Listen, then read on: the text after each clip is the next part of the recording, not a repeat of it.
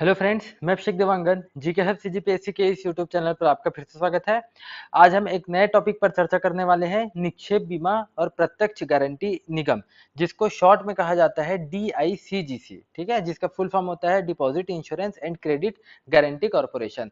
इससे पहले मैं आपको बताया था एनपीए। एनपीए का मतलब था कि अगर आप बैंक को लोन ना दे, जो आप लोन लिए हैं उसको, आप कर्ज को अगर आप चुकता ना करें, तो बैंक क्या कर देते हैं, आपके अकाउंट को एनपीए घोषित कर देते हैं। ठीक है, ये तो जब आप ना दे तब होता है। अगर मान लीजिए ऐसी स्थिति आ जाए कि बैंक ही करप्ट हो जाए, बैंक करप्ट हो जाए, समझ रहे हैं, आप करप्ट हो रहे तो समझना आप नहीं दे रहे हो, मतलब वो एनपीए हो गया। लेकिन अगर बैंक ही करप्ट हो जाए, बैंक ही अगर दिवालिया हो जाए, बैंक ही अगर करप्ट हो जाए, इस स्थिति में आपके पैसे का क्या होगा?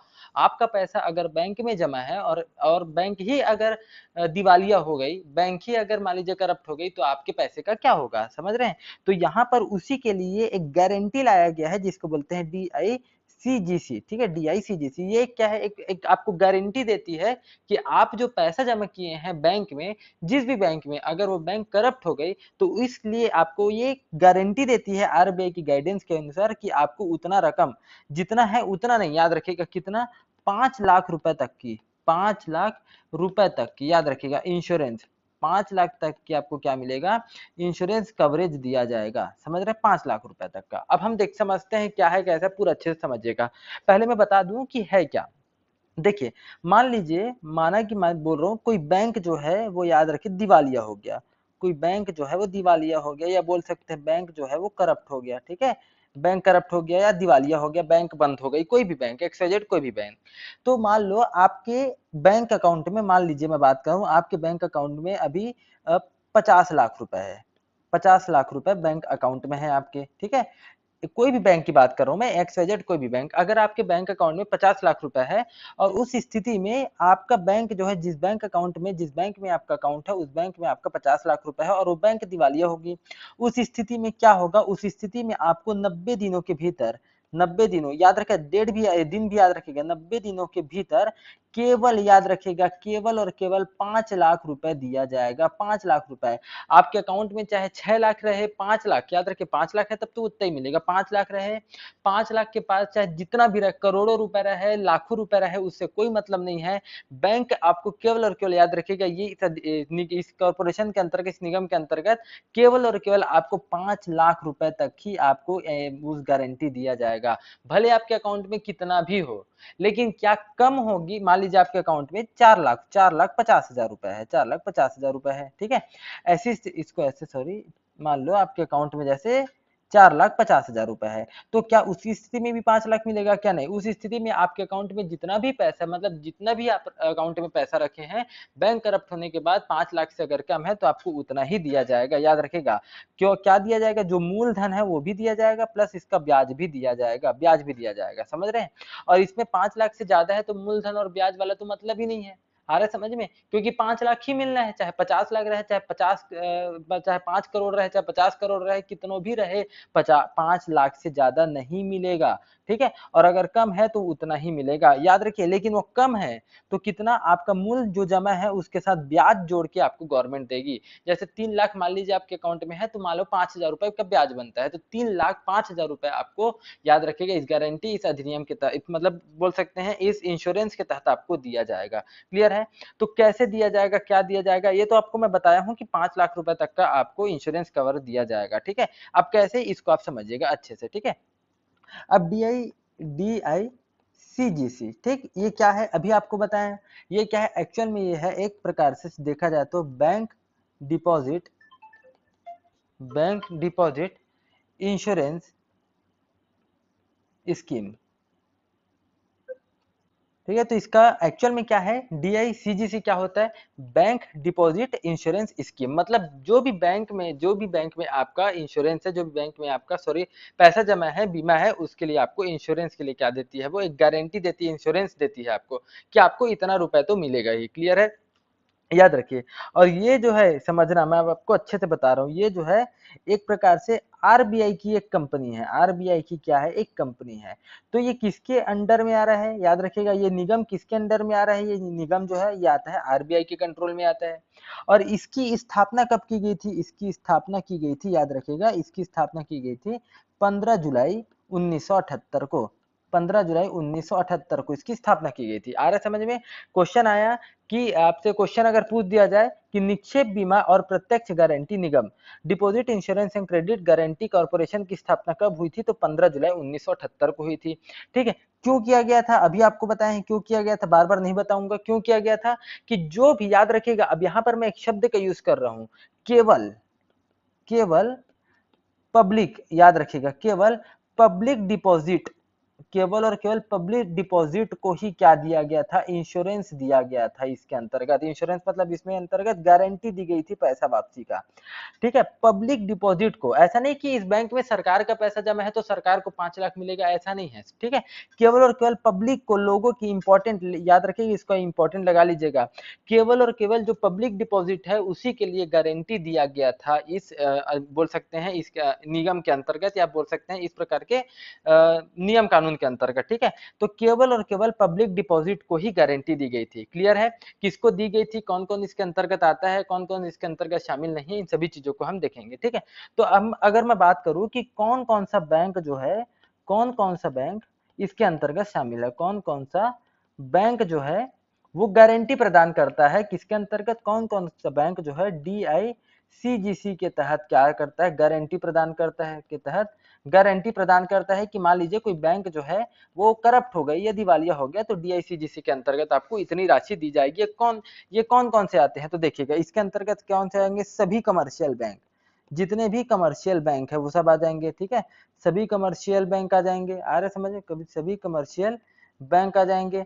उसके अलावा सेकंड, उसकी जितनी भी शाखा है, इसकी जितनी भी शाखा है, जैसे मान लीजिए SBI है। ठीक है, SBI के अंतर्गत जितनी भी शाखा आ रही है उन सब में यही नियम लागू होगा। अगर आप, एक बात की बात बोल रहा हूँ, ऐसा तो कभी होगा नहीं, लेकिन मान लीजिए अगर आप SBI में आपका अकाउंट है और आपके अकाउंट में 10 लाख रुपए जमा है, और मान लीजिए SBI दिवालिया हो गई, जो कि कभी होगी नहीं, SBI दिवालिया हो गई, उस स्थिति में याद रखिएगा जो भी शाखा में आपका, SBI की जो भी शाखा में आपका पैसा है या फिर आपका अकाउंट है, तो आपको केवल और केवल याद रखिएगा 5 लाख रुपए ही दिया जाएगा। क्लियर है? तो जितने भी कमर्शियल बैंक है उसकी शाखा, ये सभी के सभी इसके अंतर्गत आएंगे। तीसरा अगर हम देखते हैं तो विदेशी, जो भी विदेशी बैंक है, याद रखिए, आप समझना, विदेशी बैंक की भारत में शाखा होनी चाहिए। कहाँ? भारत में उसकी ब्रांच होनी चाहिए, शाखा होनी चाहिए। मान लीजिए अमेरिका की कोई जो बैंक है, उस बैंक का जो ब्रांच है वो भारत में होना चाहिए। ठीक है, यहाँ भारत जो भी, मान लीजिए, समझ रहे मैं क्या बोल रहा हूँ, भारतीय बैंक तो देगा ही, साथ ही साथ विदेशी बैंक भी आपको इसके अंतर्गत गारंटी देगा, लेकिन उस विदेशी बैंक की शाखा कहाँ होनी चाहिए, भारत में होनी चाहिए। विदेश में है तब इसकी गारंटी नहीं दी जाएगी। ठीक है, चौथा अगर हम देखते हैं तो जितने भी लोकल एरिया बैंक है, लोकल एरिया बैंक है वो इसके अंतर्गत आ जाएंगे। अगर हम देखते हैं पांचवा देखते हैं तो जितने क्षेत्रीय ग्रामीण बैंक है वो आ जाएंगे, क्षेत्रीय ग्रामीण बैंक। ठीक है, क्षेत्रीय ग्रामीण बैंक ये भी आ जाएगा, आ रहा है समझ में। और उसके अलावा अगर हम देखेंगे तो छठवा लिख लीजिएगा, प्राइवेट बैंक, जितने भी प्राइवेट बैंक हैं ये सभी के सभी। ठीक है, क्योंकि भाई स्वाभाविक सी बात है, प्राइवेट बैंक में भी तो आप अपने पैसा जमा कर रहे हो ना, तो प्राइवेट बैंक भी अगर दिवालिया या करप्ट हो जाती है तो उस स्थिति में आपको 5 लाख रुपए तक की गारंटी दी जाती है, इंश्योरेंस दी जाती है। समझ रहे हैं? तो कौन, ये तो हो गया कि कौन कौन इसके अंतर्गत आते हैं। अब कौन कौन इसके अंतर्गत नहीं आते, ठीक है, अंतर्गत नहीं आती, किसके अंतर्गत, DICGC के तहत कौन कौन इसके अंतर्गत नहीं आते। मतलब अगर मैं बोल रहा हूँ कि जिसका भी पैसा जमा है बैंक में, कौन कौन से ऐसे लोग हैं या कौन कौन से ऐसी संस्था है जिसका पैसा अगर जमा है बैंक में, और अगर बैंक जो है दिवालिया होगी, करप्ट हो गई, तो किसका किसका पैसा वापस नहीं होगा। पहला देखेंगे तो पहला है विदेशी, विदेशी सरकार, विदेशी सरकारों की जमा राशियां। समझ रहे हैं? तो मान लीजिए कोई बैंक है, भारत कोई भी बैंक है, भारतीय बैंक, अगर कोई विदेशी सरकार है उसका पैसा अगर लगा हुआ है उस बैंक में, ठीक है, मान लो बोल रहा हूं मैं ICICI बैंक है, और यहाँ पर कोई विदेशी अमेरिकी सरकार का यहाँ पर कोई मान लीजिए पैसा जमा है और बैंक जो है करप्ट हो गए, तो उनको इस योजना बोल सकते हैं DICGC के अंतर्गत इनको क्लेम नहीं मिलेगा। ठीक है, दूसरा अगर हम बात करें तो केंद्र सरकार, दूसरा केंद्र सरकार की जमा योजना, मान लो केंद्र सरकार का पैसा जमा है, बैंक करप्ट हो गए तो नहीं मिलेगा सरकार को, वैसे भी 5 लाख रुपए लेके क्या करेंगे वो।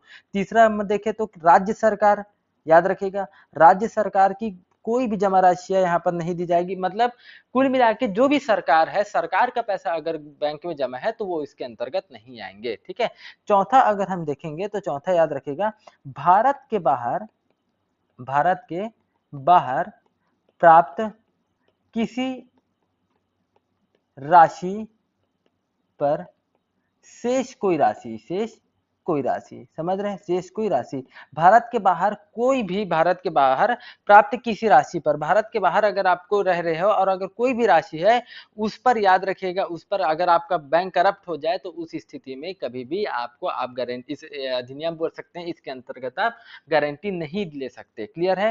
पांचवा अगर हम बात करते हैं तो इंपॉर्टेंट लगा लीजिएगा, देखिए प्राथमिक सहकारी बैंक वाली बात हम अभी पढ़ रहे हैं, ठीक है। कोऑपरेटिव सोसाइटी, यहां पर अगर आप लिख सकते हैं तो सातवां लिख लीजिएगा कोऑपरेटिव सोसाइटी, ठीक है।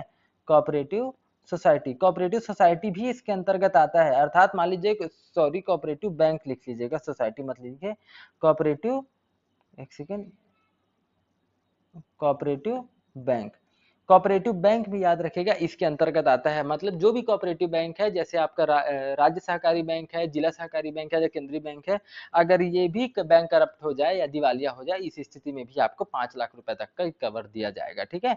आ रहा समझ में, ये आपको अच्छे से याद रखना है। क्लियर है, इतना मेरे ख्याल से उम्मीद कर रहा हूं आपको समझ में अच्छे से आ रहा होगा। लेकिन उसका क्या, मान लो बैंक में आप कोई प्रकार की स्कीम लिए बैठे रहे, तो जैसे मैं बात करूं, जैसे सुकन्या समृद्धि योजना, एग्जाम्पल की बात करूं, सुकन्या समृद्धि योजना, मान लीजिए एक योजना है सुकन्या समृद्धि योजना, ठीक है।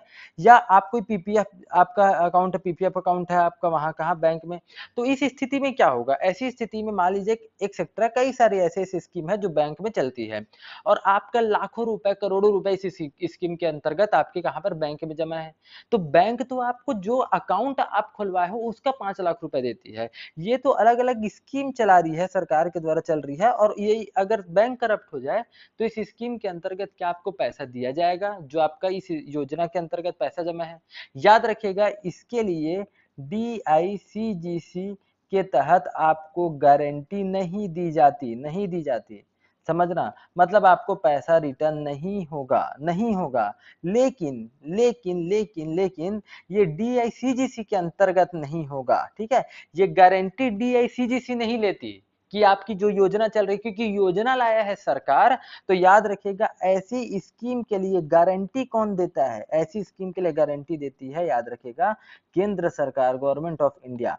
मतलब मान लीजिए आप सुकन्या समृद्धि योजना मान लीजिए के अंतर्गत लाखों रुपए आपका बैंक में जमा है और बैंक करप्ट हो गई, ऐसी स्थिति में DICGC के अंतर्गत आपको पैसा नहीं दिया जाएगा, केंद्र सरकार आपको पूरा का पूरा भुगतान करेगी, याद रखिएगा पूरा, याद रखिए पूरा पूरा का पूरा पैसा आपको केंद्र सरकार भुगतान करेगी ऐसी स्थिति में। क्लियर है, आ रहा है समझ में, ठीक है। और कितने दिनों के अंदर करती है, जैसे 5 लाख रुपए DICGC के अंतर्गत 5 लाख रुपए आपको दिया जा रहा है, आप बैंक करप्ट हो जाए उसमें तो 90 दिनों के अंतर्गत दिया जाएगा, ठीक है, अच्छे से याद रखिएगा। 5 लाख रुपए से कम है तो मूलधन के साथ साथ ब्याज जोड़कर दिया जाएगा, 5 लाख से ज्यादा है तो केवल आपको कितना दिया जाएगा, 5 लाख ही दिया जाएगा, ठीक है। और 5 लाख से कम है तो मान लीजिए आपके अकाउंट में, मान लो आपके अकाउंट में 3 लाख है, तो इसका मान लो ब्याज जुड़ता होगा, मान लीजिए 5,000, तो कितना हो गया, 3,05,000 रुपए ही आपको दिया जाएगा। क्लियर है, मतलब ऐसा नहीं कि कम है तो भी से 5 लाख लेके चले जाओ, ठीक है, वो ऐसा नहीं रहेगा।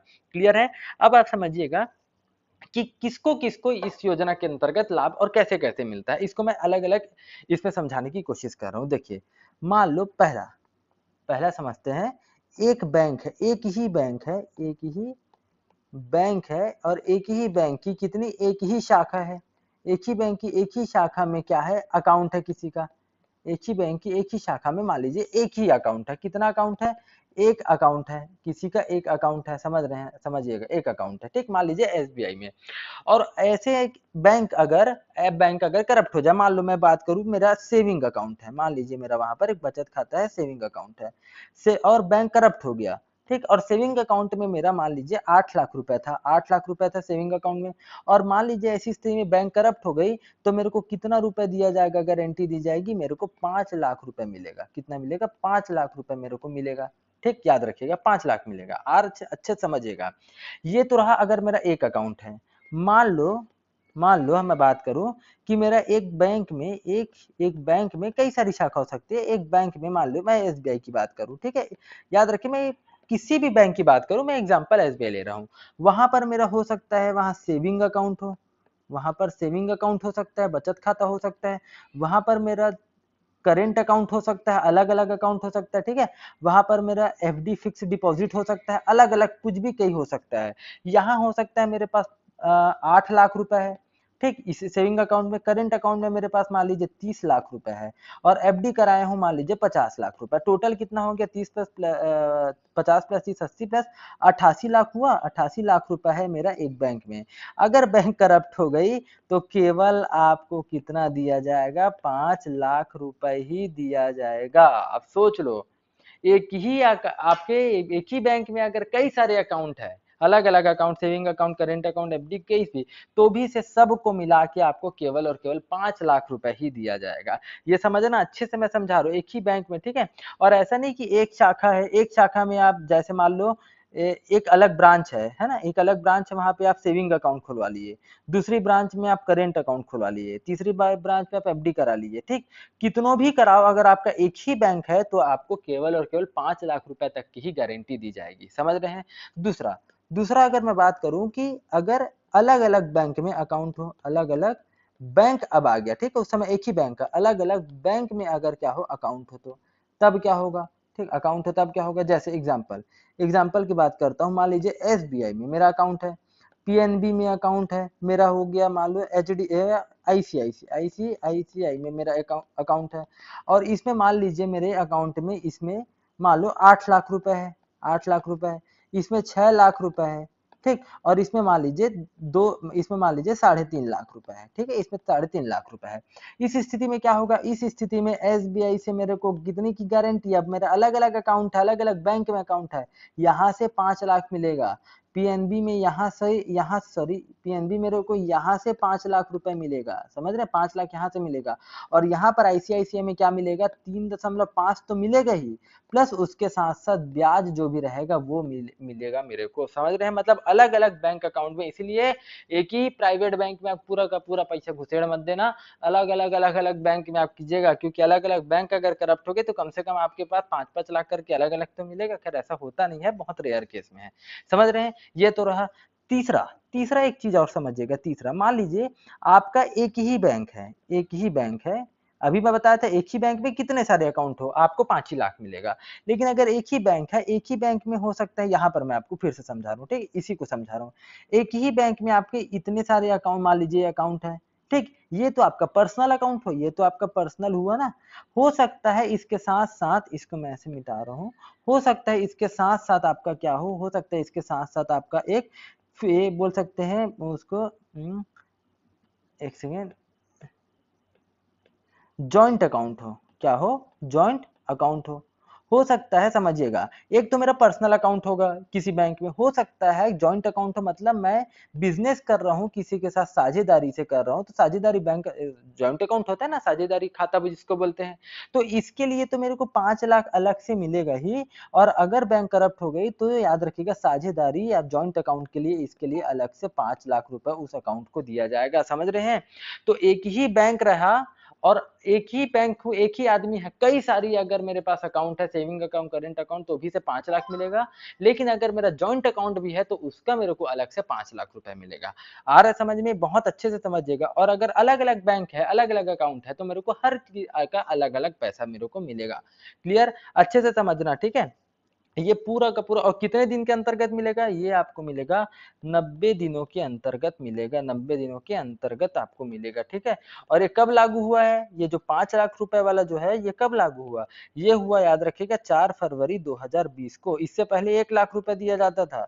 1 करोड़ जमा है आपके अकाउंट में, और बैंक करप्ट हो गई तो 1 लाख रुपए लेके ठन गोपाल वाला काम होता था। सोच लो अब कैसे होता था, आप समझ लेना। 1 करोड़ अगर आपके अकाउंट में है तो आपको, अगर बैंक करप्ट हो जाती थी तो 1 लाख रुपए बस दिया जाता था। आप सोच लो इंसान का क्या हालत होता होगा अगर बैंक करप्ट हो जाए तो। अभी तो कम से कम 5 लाख दिया जा रहा है, ठीक है। क्योंकि कई बार अभी हुआ था कि 2020 से पहले की बात है, ये भ्रम हो गया था कि कई सारे बैंक बंद हो रहे हैं, तो लोगों में बड़ा हाहाकार मच चुका था। लोग अपना बैंक अकाउंट बंद करवा रहे थे, कई सारी चीजें कर रहे थे। तो इन सभी समस्याओं को देखते हुए मोदी सरकार ने ये सब कदम उठाया, और 1 लाख की गारंटी को 5 लाख रुपए में बदल दिया, ठीक है। तो उम्मीद कर रहा हूँ ये आपको पूरा बहुत अच्छे से समझ में आ रहा होगा। जितना आसान शब्दों में हो सकता है मैं समझाया हूँ। ठीक है, एक दो टॉपिक और बचा है, प्लीज उसके लिए वेट कीजिएगा, फिर मैं एमसीक्यू लेकर आऊंगा, एमसीक्यू में सभी चीजों को मैं डिटेल में कराऊंगा। ठीक, उम्मीद कर रहा हूँ आपको पूरा का पूरा वीडियो समझ में आया होगा। वीडियो अगर पसंद आई हो तो वीडियो को लाइक कीजिए, चैनल को सब्सक्राइब कीजिए। धन्यवाद।